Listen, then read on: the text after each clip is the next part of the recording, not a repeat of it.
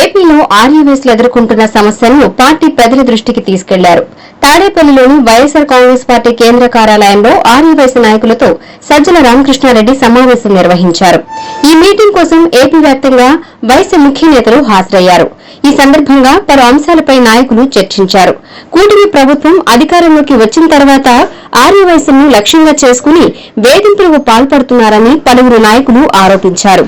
ఆర్యవైశ్యులను ఇబ్బంది పెడితే సహించేదే లేదని వైఎస్సార్సీపీ నాయకులు అంతా ఏకమై పార్టీ పరంగా ప్రజా సంఘాల మద్దతుతో పోరాడతామని స్పష్టం చేశారు.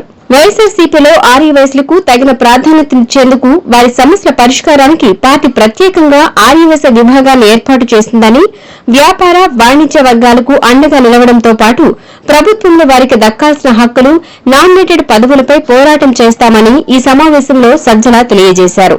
మరోసారి ఏపీలో వైసీపీ ప్రభుత్వం ఏర్పాటు కావడం తథ్యమని, వైశ్యులకు అన్ని విధాలుగా ప్రాధాన్యం దక్కుతుందని ఆయన భరోసా ఇచ్చారు.